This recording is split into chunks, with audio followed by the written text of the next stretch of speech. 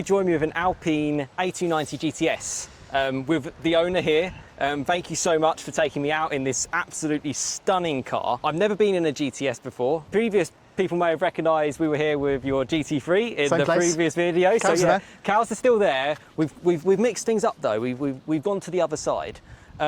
Yes, so actually I feel this video is going to be useful for my audience. They like their performance cars. You have a GT3 and you also have this Alpine A290. How have you found it? How have you got on with it? I absolutely love it. Well, not just yeah, my wife as well. Yes. Like, this is our go-to for everything, with the kids in the back as well. Yeah. Not the most spacious, but honestly, like with where we live and how little it costs, and it attracts so much attention. It costs nothing to at home, you know, charging it up, and it is really fun.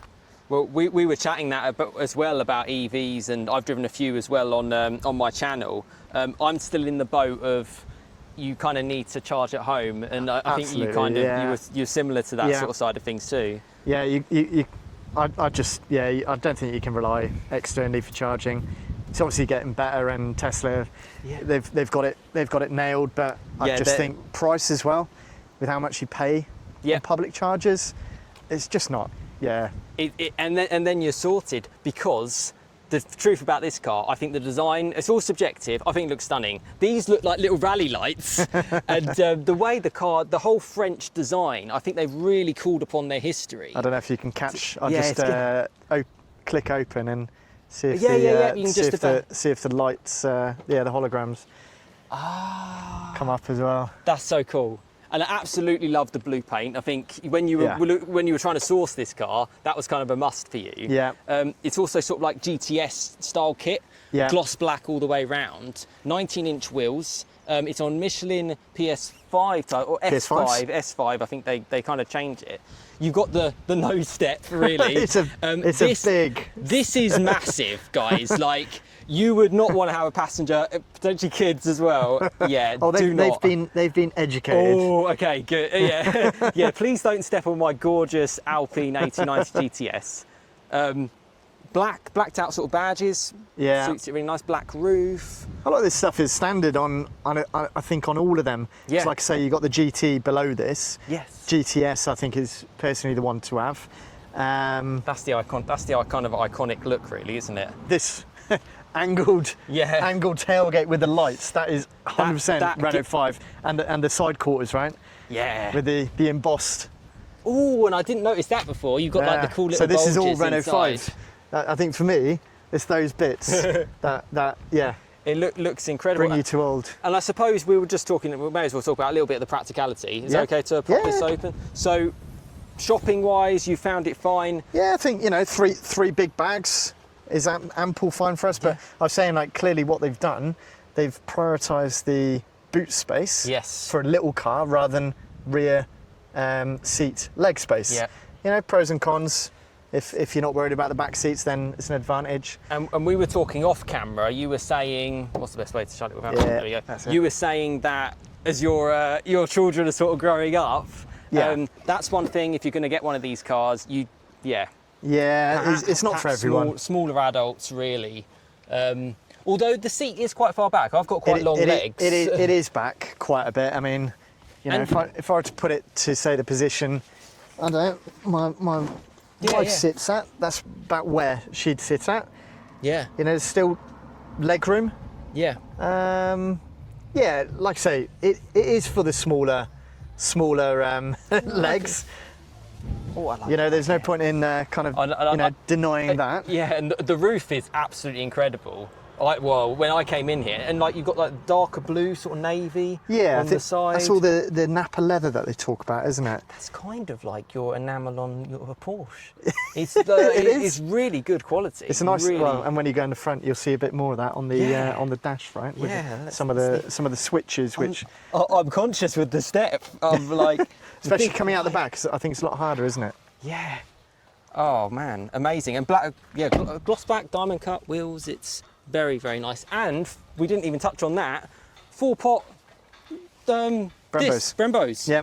So funny enough, well, She stops. as you know, I've got a Clio RS 200. Yes. It's a very similar brake setup. They stop really well. Obviously, you've got regen braking on this, like all electric cars. You haven't got single pedal. Yep.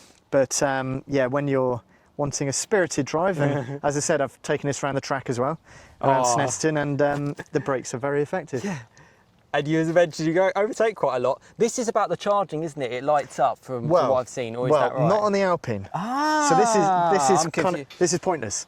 Oh, really? This is just a nice little thing to look at. Yeah. On the Renault 5, they got the bars. Was it 5 bars? Yes. Yeah. And they indicate the charge level. Yep. So this is just, well. Well, you're teaching me. I'm all new to this. I've got to say, she looks absolutely stunning. What a cool little quirky car. And well, yeah, we were showing in the inside. I'm spinning it round, and hopefully this is coming up well for you guys on camera. The quality inside is brilliant. You've got like the infotainment, and we'll basically do what we did in the GT3. We'll show what it's like. We'll do the same sort of setup. The steering wheel, really great seats, great touches. Yeah, I think obviously we'll talk about that after, but like the steering wheel is, you know, from its motorsport days. Yes. You know, with all the dials, it's like kind of a bit Formula 1-esque, let's say. Yes. With a couple of the settings, we'll talk about the overtake mode later. You know, the quality obviously of the Nappa leather on the dash, on the seats. You know, that all feels premium. It's a really nice place to be. Honestly, we absolutely love it. That centre console's from the Alpine 110. Obviously, everyone moans about not having any cup holders, 0 cup holders. It is a bit of a pain. I've retrofitted something in there. Yeah, it's just easy and nice. And when you want fun, you can have fun. Well, as we kind of found out coming here, tinted windows at the back. I don't think I'm ever going to get a better day to show it on camera. The colour pops, yeah. Hopefully that comes out really, really good. Quick enough, fun enough, and a real sort of iconic electric fun car from someone who likes his driving. You've got a GT3 as well. You've been enjoying this, and that's great. Honestly, really good. Says it all, really. and you know, we were talking about the Renault 5, you know, nods back to the past. So obviously, you know, there's more when you go looking for it.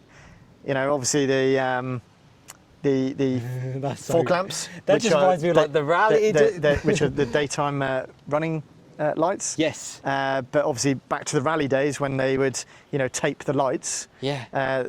That's what that's mimicking. You know, on the headlights, we've got the little French flag and the hologram that comes up, that lights up. There's little details like that. Gloss black, it's like, it's almost metallic. I mean, black. I'm saying, I personally think they sit too high. Okay, yeah. You know, it'd be nice to be on some, you know, drop it down a bit and space of the wheels, but... Oh, amazing. I mean, this is probably as good as you're ever going to see one of these in the sun. And I think, because I don't want either of us to burn, because it is proper sunny, we'll do what we did in the GT3. We'll go out for a little drive and end it there. Yeah, cool. Perfect. Thank you so much for the walk around. And yeah, you'll join us in the car and get a little bit of experience of what it drives like.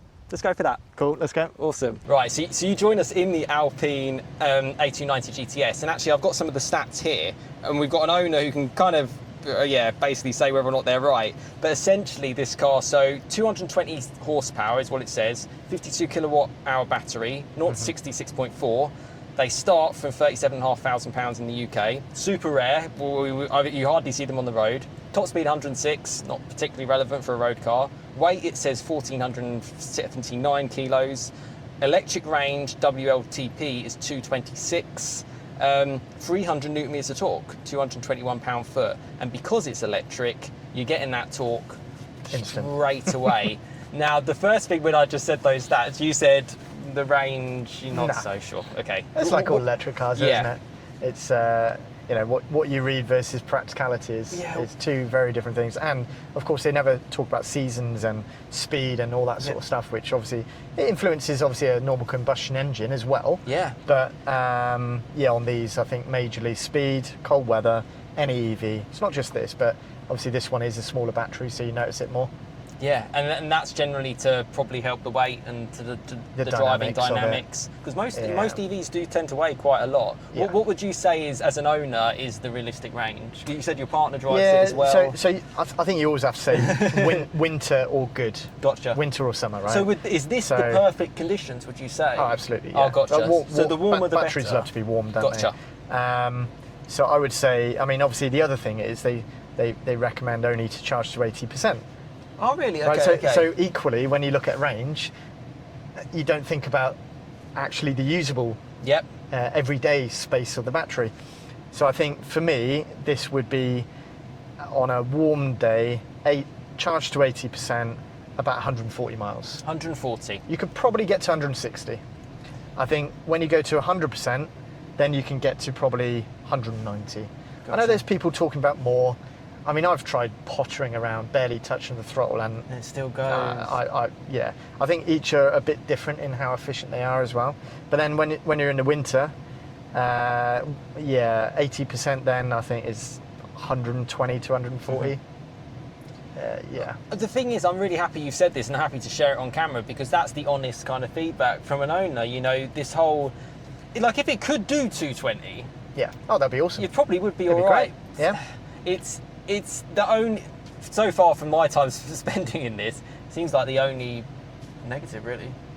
And, well, and even not to mention, there are a couple of. Okay, go for it. I would say 3 things. Okay, go for it. Yeah. Range. Yep. Everyone moans about it, but you buy what you need, right? Yep. For me, it's perfect. Yeah. Cup holders. Yes. None. 0. There are no cup holders in this car. But there are in the bins, normal Renault pockets. 5.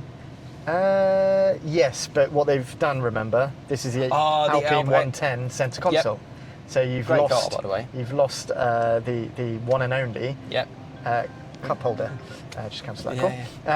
Yeah. So they're the 2 things, and then third is, as we talked about, rear seat space. But again, you buy based on your needs, and for us where we live, it's perfect. 90% of our journeys are well within the range. Yeah. And then when you're home, just plug it in, top back up, and it's costing £3-4 to top up. And then you're good. And infotainment, any issues? Have you found? That's brilliant. No, I mean CarPlay.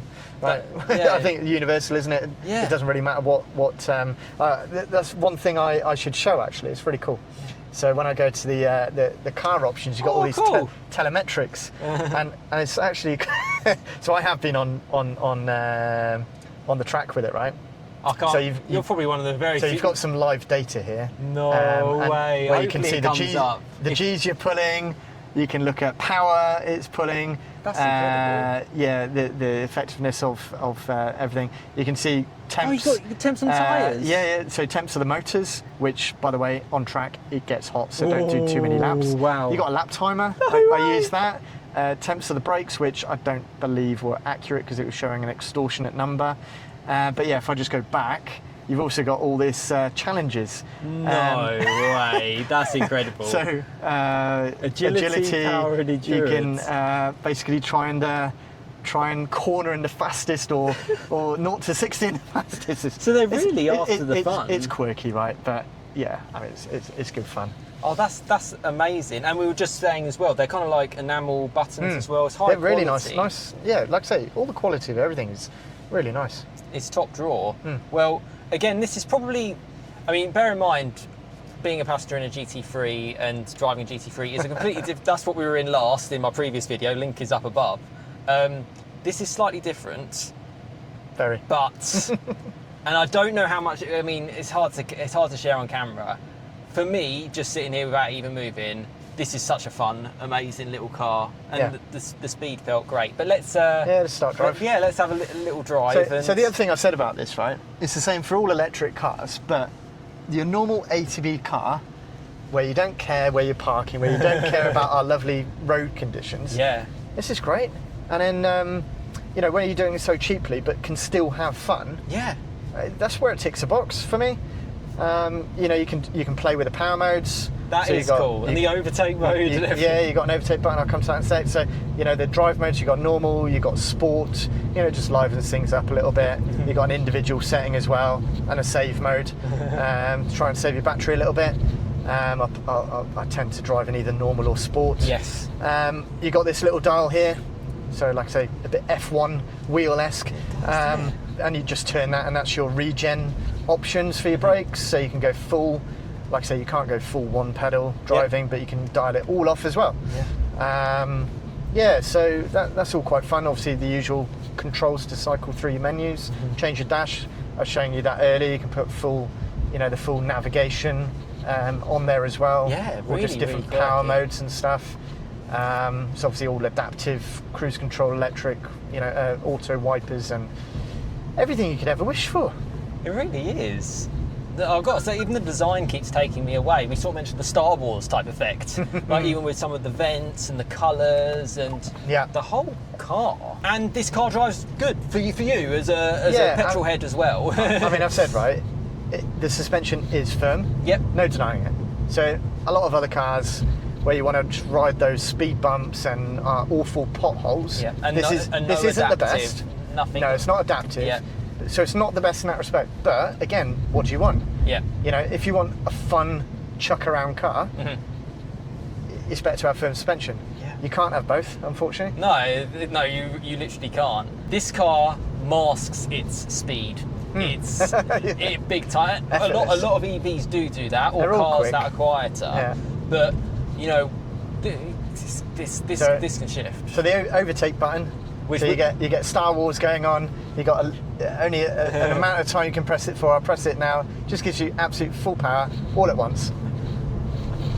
And that was the thing we were saying as well. The torque steer. And the brakes are great. Oh, it absolutely rips the wheel out of your hands. It literally does. You got to hold on if you squirt the power too quick.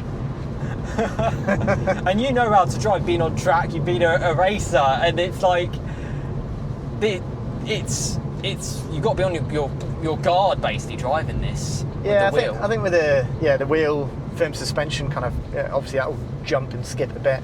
But it's great. You can load up the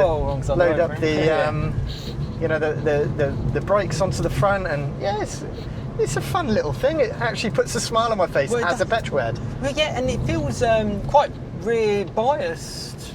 Does that make sense? I think it will cock up, and it will move a bit on you. So like on the track, where you're trail braking, you want to transfer the weight so the rear rotates. It's not like a race car. It's not not set up to be extreme or anything, but it will move a bit. Yeah. It feels it. It's like your old classic hot hatches, right? Yes. And again, Renault 5. What a cool car. All present. All present. They could run across now, it's alright. That could have been good on video. Yeah, present's gone. Super fun. Yeah. And it's an EV. And again, I'm really curious to know people's in the comments. I'm sort of accepting the fact that EVs there are a part of a petrolhead or a car enthusiast's life in some ways. So actually to speak to an owner who spent time with it, driven it, live with it, even kids in the back and stuff.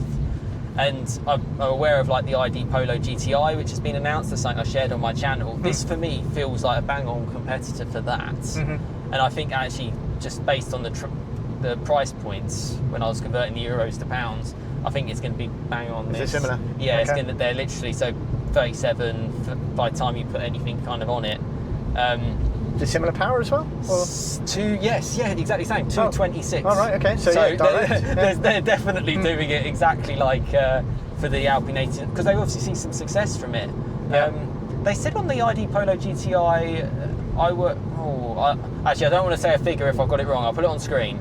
I think they said 260. Right. But again, so for an EV owner, knock off 30, 40 miles. Yeah, definitely. Which is sad, really, because it is unfortunate. The WLTP stuff should be accurate. Yeah. It's weird to say it from a passenger, and I guess both of us we're comfortable with a more firmer car. So if you do get this car, you do have to remember it is firmer. Yeah. It's similar to how your GT3 was. That's just an acceptance. It's not a case of getting the car and being like, oh, it's so uncomfortable. I find it fine. I often find cars which can like stick to the ground more comfortable for me as a driver. And yeah, I think this is the coolest little thing ever. And we got like the overtake, so you overtake a bike with like no stress. And Yeah. but that is one thing, like with EVs as well, is just because obviously it's all at once. Yep. You know, if you're at a roundabout, if you need to do an overtake, it's effortless and you're just in and out. Well, yeah, and it's very stress-free as well, isn't it? It's like you don't even know that it's on. You I'll just walk up to the car, get in, press a couple of buttons, off. Job done. Do any sort of local trips with no bother. Yeah. And like I say, when you get out on the lanes, then you can have a bit of a giggle. It's big fun, big fun. Just cutting away briefly, I did actually have the opportunity, massive thanks to the owner, to drive the Alpine A290 GTS, and that was off camera, and I'll just share some B-roll on Alpine's press page around just this car. The big thing that I noticed on the road in about the half an hour I sort of drove it was the torque steer. When you've got it in its sort of like most aggressive mode, you put your foot down and it really does move all over the place. Think of like in the old Focus ST, the torque steer you get from the front wheel drive.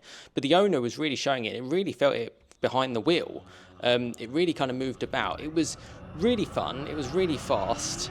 We lost a lot of range during our drive. It went from 186 miles to 110 miles, and we probably only drove about 10-15 miles. That was probably one thing. It was a cool car to drive. I'd need to spend a little bit more time in it. You know, I think the owner probably describes it the best in terms of their sort of impressions, but I was grateful to sort of drive it and to get behind the wheel of it. It certainly felt like a little special car, and very like proud of the history type car, you know, Renault and Alpine. And it certainly put a smile on my face driving it. And to go through all the modes, it's certainly quick enough to overtake anything with the power that it had. The overtake mode was quite cool as well. And it's just a refreshing place to be. And the quality felt really, really good as well. But yeah, it really sort of darted around, particularly in the corners and outer corners. It was all over the place, but you never really got that sense that you were going as fast as you actually were. And I think that's just a thing of all electric cars, really. That's kind of my impressions. That's my driving impressions behind the wheel. But yeah, let's go back to the ending and just chat with the owner a little bit. What a great little car. So I suppose I should have said that before. How long have you had this car so far, and how many miles have you done on it? That's a good question. I think I've don't just worry if you done. don't. I think over 5,000. Oh no, just shy of 5,000. Just under. Just 4972, and I think I had it around October, November kind of time. Gotcha. And we're May 26. Yeah, so I've equally seen the different seasons as well, right? Seen how awful the range can be. I'll be curious over the next coming months how you kind of get on with it. I often kind of we're going to meet up again at some point. I love sharing this kind of stuff.